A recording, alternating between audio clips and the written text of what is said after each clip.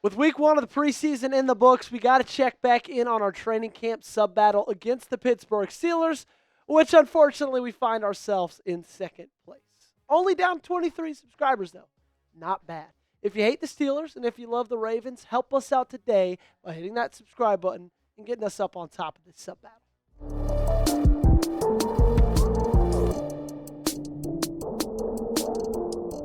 Welcome into the Ravens Rundown. My name is Joey Petersen. I am your host for today's show and every show until the rest of time. On today's program, we got a lot of things to discuss, starting off with some roster moves that Baltimore has made over the past 24, 48 hours that you might have missed. And then on the back half, we're talking Rashod Bateman and the fact that he's doing something that might get you absolutely juiced for his performance in 2025.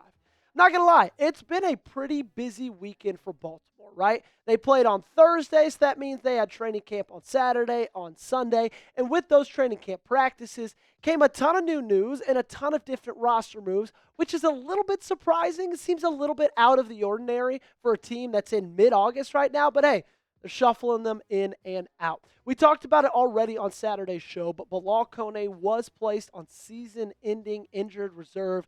Came after that horrific leg injury he suffered against the Colts. Torn MCL, torn ACL. The rookie cornerback will be out for the season.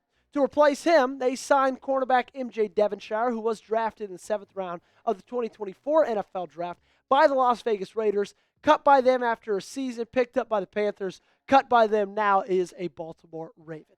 The latest move that we are going to be discussing today is Robert Longerbeam joining his rookie teammate Bilhal Kone on that season-ending injured reserve, which is, I'm not going to lie to you, really, really devastating because A, it's happening to a rookie who I was really excited about, and B, I felt like Robert Longerbeam could be a really, really great addition, depth piece to this team in 2025, okay? This sucks. There's absolutely no way around it. It sucks for him, and it sucks for this team, too, who, like I just mentioned, is losing a valuable depth piece. And John Harbaugh was asked about this after practice yesterday and kind of gave a weird and guarded and cryptic answer. It's a long story, Harbaugh said. It really couldn't explain it to you. Much as I might want to, it is what it is. And so yesterday, that kind of left everybody, I don't want to say scrambling, but looking around and wondering what he might mean by that, because let's be real, when someone asks about an injury, if someone gets placed on season-ending IR and then asks the head coach why that happened, typically they just tell you what it is. Oh man, it was torn ACL, torn Achilles, oh, it was a torn bicep, something along those lines. But he kind of danced around it and said he couldn't really explain it. Well, Jordan Schultz tweeted out today saying that Longerbeam, 6th-round pick out of Rutgers, suffered a torn patella tendon and will miss the entire 2025 NFL season. So at least we got some clarity with what it was. Many people are thinking that this is what happened after the collision against LeJohntay Wester on July 31st. So about a week and a half ago, that collision led to the torn patella tendon, which of course led to season-ending IR. When you look back at the draft class, the bad luck is kind of already starting for the cornerbacks that were drafted. Because both Bilhal Kone and Robert Longerbeam, who were taking 34 spots from each other, are now on injured reserve for the rest of the season, okay? They found themselves not being able to play a snap in 2025, their rookie year. Now, the bright side of that, if you're going to find any bright side, is the fact that this depth chart is already pretty solid when it comes to the secondary, right?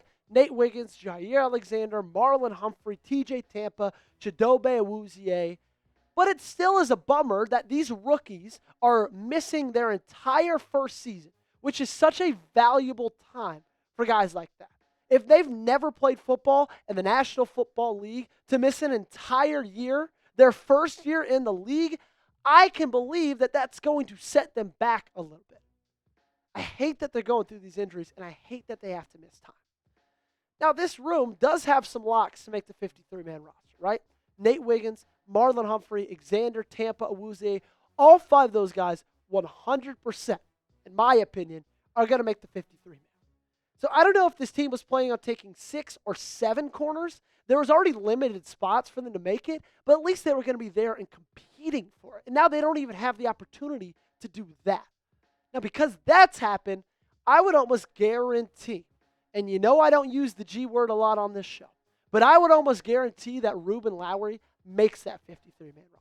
The undrafted free agent cornerback out of UT Chattanooga has been making plays for the entirety of this training camp, and a lot of people thought he had a good shot already. Well, now with Kone and Longerbeam going on IR in the last, 72 hours, I would almost say it's a guarantee that Lowry is the UDFA that makes the roster in 2025. Show Longerbeam some love, okay? He needs it. Spam those 37s in the comment section down below to show him you care, show him you love him, and show him we're here supporting him throughout the entire way. Jordan Schultz was active on the Ravens beat this weekend because he tweeted out the Ravens also are signing free agent running back Myles Gaskin after he worked out for the team today. Now, that move happened a couple of days ago, but there's a lot of things going on, so we're going to talk about it today. If you look over the last 4 seasons, there's not much to love since 2021, which, yeah, it's crazy to think, but that was 4 seasons ago. And in those 3 seasons since then, he's rushed for 25 yards on 13 carries. That's not good, Jim, okay? Gaskin isn't going to make this roster. He's just not. And I hate to call that right now. Like, I hate to already wave the white flag for him. But that's just the reality of the situation. 25 yards rushing in the last 3 seasons. Unless something, knock on wood, I hope and pray that it doesn't, horrific happens to this running back room. Gaskin's just another camp body that's eventually going to get cut at the end of the month. Because Derrick Henry, Justice Hill, Keaton Mitchell, those 3 guys are locks. Last year, they took 4 running backs, which I feel like would be Rashod Ali. He had a pretty good training camp against the Colts. And we all know Keaton Mitchell probably had the best day of anybody, maybe besides LeJonte Wester. So as much as I'm excited about them making moves at running back, let's be real, it's not going to result in much. Coming up on the show, don't go anywhere. We got to talk Rashod Bateman, okay? I cannot wait to tell you just exactly what he's doing. Before that, let's talk about our friends over at Fanatics. If you head right now to chatsports.com/purple hoodie, you can get this deal for $34 for this Ravens hoodie. $34. It was $70. Now it's 50% off. And I can promise you guys, this deal's not going to last long, okay? The longer you wait, the colder it's going to get, and the more this price is going to go up. I know you don't want to buy a hoodie in August, but guess what? When you try to buy this in October, November, December, it's not going to be $34, okay? Take advantage of this offer while you still got it. Chatsports.com/purple hoodie. That link is in the comments and description of today's video. All right, let's talk Rashod Bateman, a guy who I've absolutely loved talking about over the offseason. My Bateman stock already couldn't be higher. And then you throw in this from yesterday's practice. Rashod Bateman said he's watched tape of Jerry Rice, the OG of elite route running. Oh, excuse me. I almost sneezed. To take the next step in his game. Footage was a little grainy on YouTube, though. LOL. I love this, okay? I love this out of Rashod Bateman. Going that extra mile, looking back at the greatest route runner, greatest wide receiver of all time, to just see little minute ways that he can perfect his craft. These little slight changes that he might need to make, looking at the GOAT, looking at Jerry Rice, that's going to help him add, 400, 500 yards to his season? And last season, he was already really, really good. 756 yards, 17 yards a catch, 9 touchdowns. He was the best deep threat that this team had, okay? Not even a question. And now he gets surrounded by even more talent, adding in DeAndre Hopkins. LeJonte Wester in the preseason looked like he's going to be a really good player as well. This is a really stacked room, and I still feel like Rashod Bateman has a chance to be the best receiver in this room.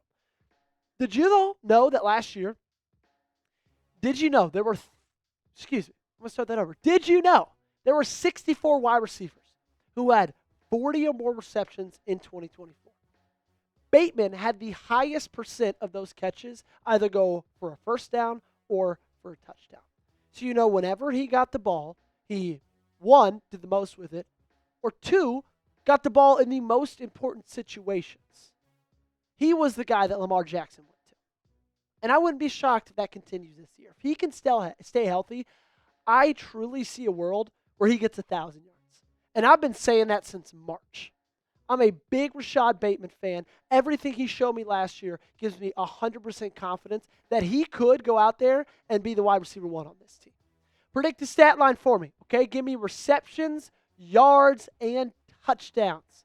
How many catches, how many yards, and how many touchdowns is Rashod Bateman going to score in 2025? You let me know in the comment section down below. Before we get out of here, we got to talk about the NFL Top 100 because Roquan Smith was named the 40th best player in the National Football League. And look, outside of Fred Warner, I think every single one of us agrees that Roquan is the best off-ball linebacker in the game. Okay? He's tough. He doesn't make mistakes. He's smart. He's a short tackler. And I can't wait to see what he does this next season. I'd like to see a little bit of a step back up from where he was last year. I think he took a tiny step backward, but still, his step backward is still 30 other people in the National Football League's best season ever. That's going to do it for today's show. Appreciate you guys for hanging out with us. Make sure you got me on social media. You can find me on Twitter at Joey Petersen8. More than anything, make sure you guys are subscribed to the channel. We give you daily content only on the Baltimore Ravens, all 100% free.